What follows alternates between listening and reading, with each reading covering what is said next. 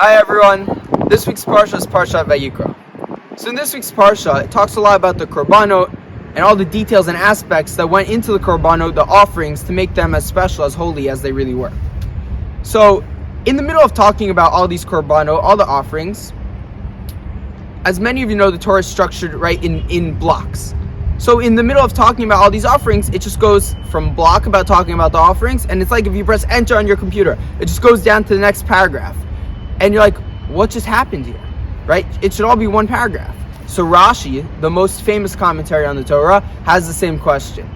And he says there's a break in between the two paragraphs because Moshe Rabbeinu, the greatest human being to ever live, the person we model ourselves after, had to actually take a step back. He had to take a step back from learning and telling the Jews all about these offerings and really think about what just happened here, right? How does this make sense? And he took a step back and really had to think, right? So a very nice message for all of us is that at many times in our lives, there's an aspect that we have to take a step back and really look at the larger picture. So with that in mind, I'd like to thank my parents for sending me to Israel this year, for allowing me to take a step back from all my exams, tests, and homework and really look at the larger picture of life. And with Purim as well being next week, we see in the Megillah that many people, we develop habits. Someone's driving to work, right? They get in the car and the next thing they know, they're already at work. No second thought. So with the Megillah next week, in the past, we've all read through the Megillah, very nice story, Mordechai, Esther, they saved the Jewish people, yay.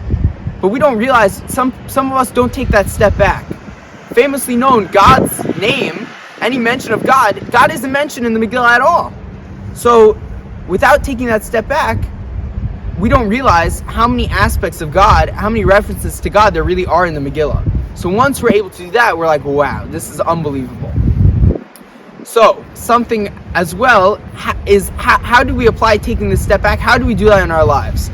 So the Ramban, a very famous rabbi, medieval rabbi, explains in his letter to his son before he died that it's very important for everyone at night before you go to sleep to take a step back from your day. Look at your day in light of the bigger picture and take out the aspects that you learn that you could apply to your life in the future. So he says this is something crucial that everyone needs to do every single night. So with that in mind as well, I was thinking about my day. What can I take a step back from and look at the bigger picture?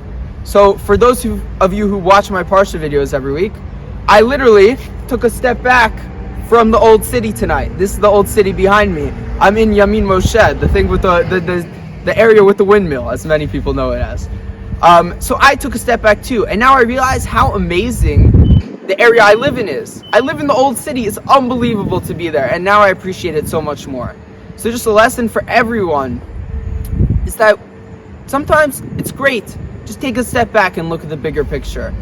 And with that, I wish you a Shabbat Shalom. And before I leave off, I would just like to thank a very, very, very special videographer this week, my mother, who lost her voice, but she says Shabbat Shalom as well. So with that, I'll see you all next week.